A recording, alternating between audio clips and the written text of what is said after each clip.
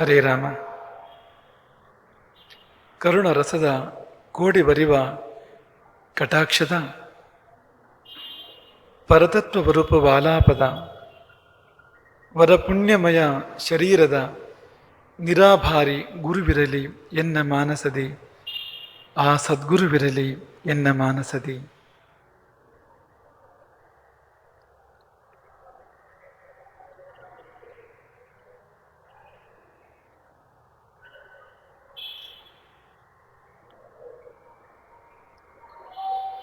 ಎಲ್ಲೆಡೆ ಒಳಿತನ್ನೇ ನೋಡುವಂತೆ ನಿನ್ನ ಮನಸ್ಸಿಗೆ ತರಬೇತಿ ಕೊಡು.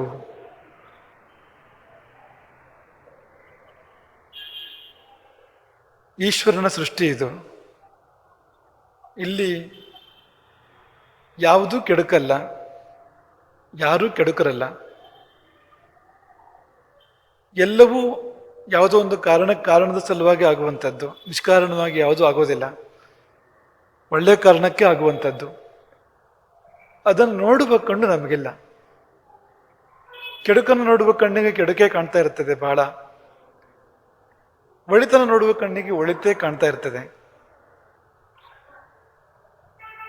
ದ್ರೋಣಾಚಾರ್ಯರು ದುರ್ಯೋಧನನಿಗೆ ಹೇಳಿದ್ರಂತೆ, ಒಳ್ಳೆಯವ್ರು ಯಾರನ್ನಾರು ಹುಡ್ಕೊಂಡು ಬಾ ಅಂತ. ಎಷ್ಟು ಹುಡುಕಿದ್ರು ದುರ್ಯೋಧನನಿಗೆ ಯಾರು ಒಳ್ಳೆಯವ್ರು ಕಾಣಲೇ ಇಲ್ವಂತೆ. ಆಮೇಲೆ ಧರ್ಮರಾಜನಿಗೆ ಹೇಳಿದ್ರಂತೆ, ಯಾರು ಕೆಟ್ಟವ್ರನ್ನ ಕರ್ಕೊಂಡು ಬಾ ಹೋಗು ಅಂತ. ಧರ್ಮರಾಜ ಎಷ್ಟು ಹುಡುಕಿದ್ರು ಅವನಿಗೆ ಕೆಟ್ಟವ ಯಾರು ಕಾಣಲೇ ಇಲ್ಲ.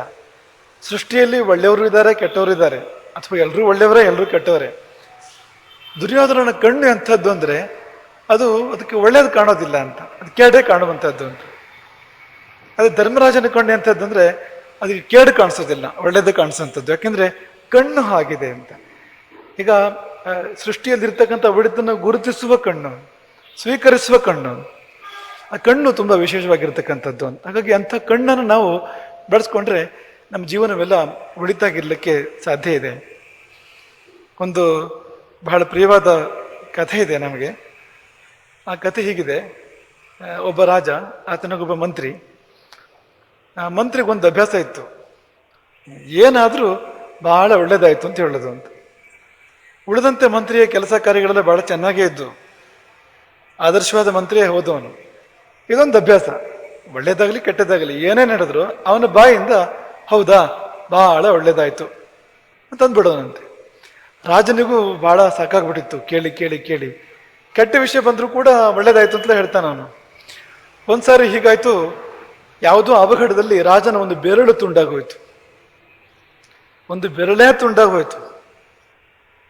ಸಹಜವಾಗಿ ಮಂತ್ರಿ ಬಳಿ ಹೇಳ್ಕೊಂಡಂತೆ ರಾಜ, ಇವತ್ತು ಯಾರ ಮುಖ ನೋಡಿದ್ನೋ ಏನೋ ಗೊತ್ತಿಲ್ಲ, ಒಂದು ಬೆರಳೇ ತುಂಡಾಗೋಯ್ತು ನಾನದು ಅಂತ. ಹೌದಾ ಬಹಳ ಒಳ್ಳೇದಾಯ್ತು. ಈಗ ಮಾತ್ರ ಬಹಳ ಕೋಪ ಬಂತಂತೆ ರಾಜನಿಗೆ. ಏನಿದ್ದು ಸುಮ್ಮನೆ ಎಲ್ಲದಕ್ಕೂ ಒಳ್ಳೇದಾಯ್ತು ಅಂತ ಹೇಳ್ತಿರೋದ ಅಂತ. ಪಿತ್ತ ನೆತ್ತಿಗೇರಿ ಸೆರೆಗಟ್ಟಿ ಮಂತ್ರಿ ಅನ್ನುವಂತ ಆಜ್ಞೆ ಮಾಡ್ತಾನೆ. ಮಂತ್ರಿ ಸ್ಥಾನದಿಂದ ಪದಚ್ಯುತಿ ಮಾಡಿ ಅವನನ್ನು ಮತ್ತು ಸೆರೆಮನೆಗೆ ತಳ್ಳಿ. ಹಿಂದೆ ಮಾಡಿದ ಒಳ್ಳೆ ಕೆಲಸಗಳು ಬಹಳ ಇದೆ, ಹಾಗಾಗಿ ಶಿರಚ್ಛೇದ ಮಾಡ್ತಾ ಇಲ್ಲ, ಮರಣದಂಡನೆ ಇಲ್ಲ, ಸೆರೆಮನೆಗೆ ತಳ್ಳಿ ಅಂತ. ಅದಕ್ಕೆ ಮಂತ್ರಿ ಬಹಳ ಒಳ್ಳೇದಾಯ್ತು ಅಂತ ಹೇಳಿದಂತೆ.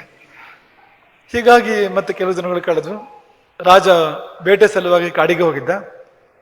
ಬೇಟೆ ಆಡ್ತಾ ಆಡ್ತಾ ಮುಂದುವರಿತಾನೆ. ಗುಂಪಿನಂತೆ ಬೇರೆ ಆಗ್ತಾನೆ, ಒಬ್ಬನೇ ಆಗ್ಬಿಡ್ತಾನೆ. ಆಕಸ್ಮಿಕವಾಗಿ ಒಂದು ದರೋಡೆಕೋರರ ಗುಂಪಿನ ಕೈಗೆ ಸಿಕ್ಬಿಡ್ತಾನೆ ಅವನು. ದುರದೃಷ್ಟಕ್ಕೆ ಆ ದರೋಡೆಕೋರರ ಗುಂಪು ಒಂದು ವಾಮಾಚಾರದ ಕಾರ್ಯಕ್ರಮ ಇಟ್ಕೊಂಡಿತ್ತು. ಅದೇ ದಿನ ರಾತ್ರಿ ವಾಮಾಚಾರದ ಒಂದು ಕಾರ್ಯಕ್ರಮ, ಒಂದು ಬಲಿ ಕೊಡೋದಿತ್ತು ಅವರಿಗೆ. ಅವ್ರ ಕೆಲಸಗಳೆಲ್ಲ ಒಳ್ಳೇದಾಗಬೇಕಲ್ಲ, ಕಳ್ಳತನಕ್ಕೆ ದೇವರ ಆಶೀರ್ವಾದ ಬೇಕು ಅವರಿಗೆ. ಹಾಗಾಗಿ ಅದಕ್ಕಾಗಿ ಒಂದೇನೊಂದು ಅಭಿಚಾರದ ಕಾರ್ಯಕ್ರಮ, ಬಲಿ ನರಬಲಿ ಕೊಡುವಂಥದ್ದು ಹುಡುಕ್ತಾ ಇದ್ರು ಯಾರಾದ್ರೂ ಬೇಕು ಅಂತ. ನೋಡಿದ್ರೆ ಒಳ್ಳೆ ದಷ್ಟಪುಷ್ಟನಾಗಿದ್ದಾನೆ, ಚೆನ್ನಾಗಿದ್ದಾನೆ, ಕೆಂಪಾಗಿ ಲಕ್ಷಣವಾಗಿದ್ದಾನೆ. ಒಳ್ಳೆ ಒಂದು ಬಲಿ ಕೊಡೋಕೆ ಒಂದು ಜನ ಸಿಕ್ತು ಅಂತ ಭಾವಿಸ್ಕೊಂಡು ಕರ್ಕೊಂಡು ಹೋದ್ರು.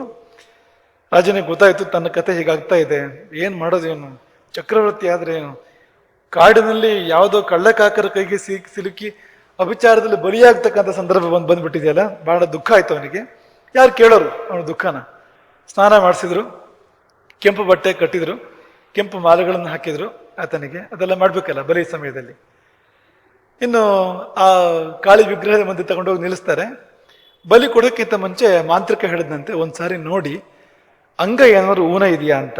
ಯಾಕೆಂದ್ರೆ ಬಲಿ ಕೊಡೋ ವಸ್ತು ನೋಡಿ ಎಷ್ಟು ಚೆನ್ನಾಗಿದೆ ಅಂತ. ದೇವರಿಗೆ ಕೊಡೋದು ಉತ್ತಮವಾಗಿರ್ಬೇಕು ಅಂತ. ಊನವಾಗಿರೋದನ್ನ ದೇವರಿಗೆ ಕೊಡಬಾರದು. ಬಲಿನ ಕೊಡೋದಾದ್ರೂ ಕೂಡ ಉತ್ತಮವಾದನ್ನು ಬಲಿ ಕೊಡ್ಬೇಕಾಗತ್ತೆ. ಹಾಗಾಗಿ ಒಂದ್ಸಾರಿ ನೋಡ್ಬಿಡಿ ಅಂತ. ನೋಡಿದ್ರೆ ಒಂದು ಬೆರಳು ಕಡಿಮೆ ಇದೆ, ಬೆರಳು ತುಂಡಾಗಿದೆ. ಮಾಂತ್ರಿಕ ಹೇಳಿದಂತೆ ಇದು ಬಲಿಗೆ ಬರೋದಿಲ್ಲ, ಇದು ಬಿಟ್ಬಿಡಿದೆ ನಾನು. ರಾಜನಿಗೆ ಮಂತ್ರಿಗೆ ನೆನಪಾಯ್ತು. ಬೆರಳು ತುಂಡಾದಾಗ ಮಂತ್ರಿ ಬಹಳ ಒಳ್ಳೇದಾಯ್ತು ಅಂತ ಹೇಳಿದ್ದ ಅಲ್ವಾ. ನಿಜವಾಗ್ಲೂ ಒಳ್ಳೇದಾಯ್ತಲ್ಲ, ಇದು ಜೀವನೇ ಹೋಗ್ತಿತ್ತು. ಕೊರಳು ಹೋಗೋದು ಬೆರಳು ಹೋಯ್ತು ತಾನೆ, ದೇವರು ಒಳ್ಳೇದಕ್ಕೋಸ್ಕರ ಮಾಡಿದ್ದಾನೆ. ನೆನಪಾದಾಗ ಕೃತಜ್ಞತೆಯಿಂದ ಮನಸ್ಸು ತುಂಬುವಂತಂತೆ ರಾಜನಿಗೆ. ಅಲ್ಲಿಂದ ಮರಳಿ ಬರ್ತಾನೆ ರಾಜ, ನಾಡಿಗೆ ಮರಳಿ ಬರ್ತಾನೆ. ಮಂತ್ರಿಯನ್ನು ಮೊದಲು ತೆರೆಯಿಂದ ಬಿಡಿಸಿ, ಪುಣ್ಯಾತ್ಮ ನೀನು, ನಿನ್ನ ಬಾಯಿಂದ ಏನು ಬಂದಿತ್ತು ಅದು ಸತ್ಯನೇ. ಅದು ಬೆರಳು ತುಂಡಾಗದೆ ಇದ್ದಿದ್ರೆ ಜೀವನೇ ಹೋಗ್ತಾ ಇತ್ತು ನಾನದು. ನಾನು ಅರ್ಥ ಮಾಡ್ಕೊಳ್ಳಿಲ್ಲ ಅವತ್ತು, ಸಿಟ್ಟಿಗೆದ್ದೆ. ಹಾಗಾಗಿ ಮರಳಿ ನಿನ್ನನ್ನು ಮಂತ್ರಿ ಸ್ಥಾನದಲ್ಲಿ ನಾನು ನಿಯುಕ್ತಗೊಳಿಸ್ತಾ ಇದ್ದೇನೆ, ಹಿಂದಾಗಿದ್ನೆಲ್ಲ ಮರೆತು ಬಿಡು ಅಂತ ಹೇಳಿದಾಗ ಮಂತ್ರಿ ಯಥಾ ಪ್ರಕಾರ ಬಹಳ ಒಳ್ಳೇದಾಯ್ತು ಅಂತ ಹೇಳಿದಂತೆ. ಅದಕ್ಕೆ ಆಮೇಲೆ ರಾಜ ಒಂದು ಪ್ರಶ್ನೆ ಕೇಳ್ತಾನೆ ಮಂತ್ರಿಯಲ್ಲಿ, ಅದು ಸರಿ, ಈ ನಿನ್ನನ್ನು ನಾನು ಸೆರೆಮನೆಗೆ ಹಾಕಿದ್ದಾನಿಲ್ಲ, ಇದೇನು ಒಳ್ಳೇದಾಯ್ತು?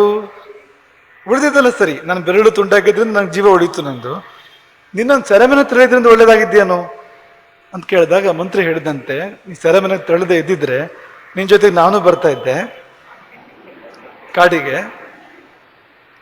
ನಿನ್ನನ್ನು ಬಿಟ್ಟು ನನ್ನ ಹಿಡ್ಕೋತಾ ಇದ್ರು ಅಷ್ಟೇ ಅಂತ, ನನ್ನ ಬಲಿಯಾಗಿರ್ತಿತ್ತು ಇಷ್ಟೊತ್ತಿಗೆ ಅಂತ. ಆಗ ರಾಜನಿಗೆ ಒಂದು ಜ್ಞಾನೋದಯ ಅಂತ. ಅಂದ್ರೆ ಒಳ್ಳೆಯದಲ್ಲದೆ ಇರೋದು ಅನ್ನೋದು ಯಾವುದೂ ಇಲ್ಲ. ಯಾಕೆಂದ್ರೆ ಈಶ್ವರನ ಸೃಷ್ಟಿ ಇದು. ಈಶ್ವರ ಕೆಡುಕನ್ನು ಸೃಷ್ಟಿ ಮಾಡಲಿಕ್ಕೆ ಸಾಧ್ಯ ಇಲ್ಲ. ಈಶ್ವರ ಏನನ್ನು ಸೃಷ್ಟಿ ಮಾಡಿದ್ರು ಕೂಡ ಒಳ್ಳೆಯದನ್ನೇ ಸೃಷ್ಟಿ ಮಾಡಿರ್ತಾನೆ. ಹಾಗೆ ನಮ್ಮ ಬದುಕಿನಲ್ಲಿ ಯಾವ್ಯಾವ ಘಟನೆಗಳು ಬಂದರೂ ಕೂಡ ಅದು ಒಳಿತಿಗಾಗಿ ಬಂದಿರ್ತದೆ ಅಂತ ಆ ಸಂಕಲ್ಪ ನಮಗಿದ್ರೆ, ಆ ಉದ್ದೇಶ, ಆ ಸಂಕಲ್ಪ ನಮಗಿದ್ರೆ ಪ್ರತಿ ಒಂದರಲ್ಲೂ ಕೂಡ ಒಳಿತನ್ನು ಕಾಣೋಕ್ಕೆ ಸಾಧ್ಯ ಇದೆ. ನೀವು ಯಾವುದನ್ನು ಕೆಡುಕು ಅಂತ ಲೇಬಲ್ ಮಾಡೋಕ್ಕೆ ಸಾಧ್ಯ ಇಲ್ಲ. ಯಾವ ವಸ್ತುವನ್ನಾಗಲಿ ಯಾವ ಘಟನೆಯನ್ನಾಗಲಿ ಕೆಡುಕು ಅಂತ ಲೇಬಲ್ ಮಾಡೋಕ್ಕೆ ಸಾಧ್ಯ ಇಲ್ಲ. ಒಳ್ಳೆಯದಕ್ಕೆ ಆಗ್ಬೋದು ಅದು. ಹಾಗಾಗಿ ನೋಡಿ, ಈಗ ಮೇಲ್ನೋಟಕ್ಕೆ ರಾಮಾಯಣದಲ್ಲಿ ಸೀತಾಪಹರಣ ಅಂದರೆ ಬಹಳ ಕೆಡುಕಾದ ಘಟನೆ ಅಂತ ಅನಿಸ್ತದೆ, ಬೇಸರ ಆಗ್ತದೆ. ನೀವು ಅರಣ್ಯಕಾಂಡಕ್ಕೆ ಹೋದರೆ ರಾಮಾಯಣದಲ್ಲಿ ಸೀತಾಪಹರಣದ ಘಟ್ಟವನ್ನು ನೋಡಿದರೆ ನೋವಾಗ್ತದೆ, ಮನಸ್ಸಿಗೆ ಕಣ್ಣಲ್ಲಿ ನೀರು ಬರ್ತದೆ. ಆದರೆ ಕೊಟ್ಟ ಕೊನೆಯ ಬಾರಿ ಯಾವಾಗ ಸೀತೆಯ ಮುಡಿಗೆ ಕೈ ಹಾಕಿ ರಾವಣ ಎಳೆದೊಯ್ತಾನೆ, ಜಟಾಯುವಿನ ಪ್ರಕರಣದ ನಂತರದಲ್ಲಿ, ಆಗ ಬ್ರಹ್ಮ ಕೃತಂ ಕಾರ್ಯಂ ಅಂತ ಹೇಳಿದಂತೆ, ಇದು ವ್ಯಾಜಹಾರ ಪಿತಾಮಹ. ಕೃತಂ ಕಾರ್ಯಂ ಅಂದ್ರೆ ಕೆಲಸ ಆಯಿತು. ಏನಪ್ಪ, ಸೀತೆಯ ಅಪಹರಣ ಆಗ್ತಾ ಇದೆ, ಆದ್ರೆ ಬ್ರಹ್ಮದೇವರ ಬಾಯಲ್ಲಿ ಬಂದ ಮಾತು ಕೃತಂ ಕಾರ್ಯಂ, ದೇವ ಕಾರ್ಯ ಅಂತ ಆಯ್ತಲ್ವ ಅದು. ಆಗ ಸಮುದ್ರದ ಮೇಲೆ ಸೀತೆಯನ್ನ ರಾವಣ ಎಳ್ಕೊಂಡು ಹೋಗ್ತಾ ಇದ್ದ ಸಂದರ್ಭದಲ್ಲಿ ಸಿದ್ಧಚಾರಣರು ನೋಡ್ತಾರೆ ಆ ಘಟನೆಯನ್ನ. ನೋಡಿದಾಗ ಅವ್ರ ಬಾಯಿಂದ ಬಂದಿದ್ದೇನು? ಏತದಂತೋ ದಶಗ್ರೀವ, ಇಲ್ಲಿಗೆ ರಾವಣ ಮುಕ್ತಾಯ. ಈ ಮಾತು ಬಂದಿರತಕ್ಕಂಥದ್ದು ಅಂತ. ಏತದಂತೋ ದಶಗ್ರೀವ ಅಂತೂ ಮುಗಿತು ರಾವಣ ಕಾಂಡ ಇಲ್ಲಿಗೆ. ಯಾಕೆಂದ್ರೆ ಮೇಲ್ನೋಟಕ್ಕೆ ಎಷ್ಟು ಕೇಡಿನ ಸಂಗತಿ ಆದ್ರೂ ಕೂಡ ದೇವರು ಅದನ್ನು ಯಾವುದೊಂದು ಕಾರಣಕ್ಕೋಸ್ಕರ ಮಾಡಿರ್ತಾನೆ. ಮುಂದಾಗುವುದು ಒಳಿತೆ. ರಾಮರಾಜ್ಯದ ಉದಯ ಆಗ್ಬೇಕಾದ್ರೆ, ರಾವಣನಂತ ಕೇಡಿನ ನಾಶ ಆಗ್ಬೇಕಾದ್ರೆ ಈ ಘಟನೆ ಆಗ್ಬೇಕಾಗಿತ್ತು. ನಮ್ಮ ಕಣ್ಣಿಗೆ ಎಷ್ಟು ಕಾಣ್ತದೋ ಆ ಸೀಮಿತದ ದೃಶ್ಯದ ಆಧಾರದ ಮೇಲೆ ನಾವು ಅಭಿಪ್ರಾಯಗಳನ್ನು ಕೊಡ್ತಾ ಹೋಗ್ತೇವೆ. ನಮಗೆ ಹಿಂದೆ ಗೊತ್ತಿಲ್ಲ, ಮುಂದೆ ಗೊತ್ತಿಲ್ಲ. ಈಗ ನಮ್ಮ ಹುಟ್ಟಿನಿಂದ ಹಿಂದೆ ನಮಗೇನು ಗೊತ್ತಿಲ್ಲ, ಸಾವಿರದ ಮುಂದೆ ನಮಗೇನು ಗೊತ್ತಿಲ್ಲ. ಬಹಳ ಸೀಮಿತ ಗೊತ್ತಿರ್ತಕ್ಕಂಥದ್ದು ಅಂತ ಒಟ್ಟು ಸ್ಕೆಚ್ ಇದೆಯಲ್ಲ, ಅದರಲ್ಲಿ ಹಿಂಭಾಗ ಗೊತ್ತಿಲ್ಲ, ಮುಂಭಾಗ ಗೊತ್ತಿಲ್ಲ, ಮಧ್ಯಭಾಗ ಮಾತ್ರ ನೋಡ್ತಾ ಇದ್ದೇವೆ ನಾವು. ಇದ್ರ ಆಧಾರದ ಮೇಲೆ ನಾವು ಕಾಮೆಂಟ್ ಪಾಸ್ ಮಾಡೋಲ್ಲ. ಏನು ಅರ್ಥ ಇದೆ? ಒಳ್ಳೇದಾಯ್ತು ಕೆಟ್ಟದಾಯ್ತು ಅಂತ ಅರ್ಥವೇ ಇಲ್ಲ. ನೀವು ಕಾಮೆಂಟ್ ಪಾಸ್ ಮಾಡೋದೇ ಆದ್ರೆ ಒಳ್ಳೇದಾಯ್ತು ಅಂತಲೇ ಕಾಮೆಂಟ್ ಪಾಸ್ ಮಾಡಿ. ಯಾಕೆಂದ್ರೆ ಅವನದ್ದದು, ಅವನ ಇಚ್ಛೆ ಅದು, ಅವನ ಶಾಸನ ಅದು, ಅದರ ಮೇಲೆ ಅಪೀಲ್ ಇಲ್ಲ ಅಂತ. ನಾವು ಕೇವಲ ಶುಭವನ್ನು ಮಾಡುವಂತ ಆಶೀರ್ವಾದವನ್ನು ಬೇಡೋದ್ರ ಬಿಟ್ರೆ ಬೇರೆ ಏನು ನಮ್ಮ ಮುಂದೆ ಇರತಕ್ಕಂಥದ್ದಲ್ಲ ಅಂತ. ಹಾಗಾಗಿ ನಮ್ಮ ಕಣ್ಣಿಗೆ, ನಮ್ಮ ಮನಸ್ಸಿಗೆ ಅಂಥ ತರಬೇತಿ ನಾವು ಕೊಟ್ಕೋಬೇಕು. ಎಂಥ ತರಬೇತಿ ಅಂದರೆ ಎಲ್ಲಿ ನೋಡಿದ್ರೂ ಶುಭ ಗೋಚರಿಸುವಂತೆ, ಎಲ್ಲಿ ನೋಡಿದ್ರೂ ಒಳಿತು ಗೋಚರಿಸುವಂತೆ ಅಂಥ ಟ್ರೈನಿಂಗ್ ಕೊಟ್ಕೋಬೇಕು ಅಂತ. ಪ್ರತಿಯೊಂದರಲ್ಲೂ ಕೂಡ ದೃಷ್ಟಿಯ ಮೇಲೆ ಇರತಕ್ಕಂಥದ್ದು ಅದು ಅಂತ. ಈಗ ಒಂದು ಗ್ಲಾಸಲ್ಲಿ ಅರ್ಧ ಹಾಲು ನೀರು ತುಂಬಿದ್ರೆ ಅದನ್ನ ಅರ್ಧ ತುಂಬಿದೆ ಅಂತ ಬೇಕಾದ್ರೂ ಹೇಳ್ಬೋದು, ಅರ್ಧ ಖಾಲಿ ಇದೆ ಅಂತ ಬೇಕಾದ್ರೂ ಹೇಳ್ಬೋದು. ದೃಷ್ಟಿ ಅದು ಅಂತ. ಈ ಖಾಲಿ ಇದೆ ಅಂತ ಹೇಳೋದು ಅದನ್ನೇ ನೋಡ್ತಾ ಹೋಗ್ತಾನೆ. ಖಾಲಿ ಖಾಲಿ, ಇಲ್ಲ ಇಲ್ಲ, ಕೆಡುಕು ಕೆಡುಕು, ಶೂನ್ಯ ಶೂನ್ಯ, ಮನಸ್ಸೆಲ್ಲ ಶೂನ್ಯ ಶೂನ್ಯ, ಕೇಡು ಕೇಡು ಆಗ್ತಾ ಹೋಗ್ತದೆ. ಅದರ ಬದಲು ಒಳಿತಲ್ಲಿ ನೋಡ್ತಾ ಹೋದ್ರೆ ದೃಷ್ಟಿಯೆಲ್ಲ, ಮನಸ್ಸೆಲ್ಲ, ಬದುಕೆಲ್ಲ ಒಳಿತೇ ಆಗ್ತಾ ಹೋಗ್ತದೆ. ಹಾಗಾಗಿ ಎಲ್ಲೆಡೆ ಶುಭವನ್ನು ಹುಡ್ಕೋಣ, ಶುಭವನ್ನು ಸ್ವೀಕಾರ ಮಾಡೋಣ. ಶುಭವನ್ನು ನೋಡಬೇಕು. ಯಾಕೆ ಅಂತಂದ್ರೆ ಸುಮ್ಮನೆ ಪಾಸಿಟಿವ್ ಆಗಿರು ಅನ್ನೋ ಅರ್ಥದಲ್ಲಿ ಹೇಳ್ತಾ ಇರೋದಲ್ಲ. ಈಗ ಶುಭ ಅನ್ನೋದು ಎಲ್ಲ ಕಡೆ ಇದೆ, ಅಶುಭವೂ ಕೂಡ ಇದೆ. ನಿನಗದನ್ನು ಗುರುತಿಸೋದಕ್ಕೊಂದು ಯೋಗ್ಯತೆ ಬಂದ್ರೆ, ಶುಭವನ್ನು ಅಶುಭವನ್ನು ಗುರುತಿಸೋಕೆ ಯೋಗ್ಯತೆ ಬಂದ್ರೆ ಶುಭವನ್ನು ಮಾತ್ರ ತಗೋಬೋದು, ಅಶುಭವನ್ನು ಬಿಟ್ಬಿಡ್ಬೋದು. ಶುಭವನ್ನು ಮಾತ್ರ ತಗೋಬೋದು. ರಾಮಭದ್ರಾಚಾರ್ಯರು ನಮಗೆ ಪಾಠ ಮಾಡುವಾಗ ಹೇಳ್ತಾ ಇದ್ರು, ಅವ್ರದ್ದೇ ಭಾಷೆ ಇದು. ಅದೇನಂದ್ರೆ ಲೆಕ್ಕದ ಮೇಷ್ಟ್ರಿಗೆ ಸಿಗರೇಟ್ ಸೇದೋ ಅಭ್ಯಾಸ ಇದೆ. ಕೈಯಲ್ಲಿ ಸಿಗರೇಟ್ ಇದೆ, ಮಧ್ಯೆ ಮಧ್ಯೆ ಸಿಗರೇಟ್ ಸೇರ್ತಾ ಇದ್ದಾನೆ. ಹಾಗೆ ಲೆಕ್ಕ ಬರೀತಾನೆ ಬೋರ್ಡ್ ಮೇಲೆ. ಈಗ ನಾವು ಯಾವ್ದು ತಗೋಬೇಕು?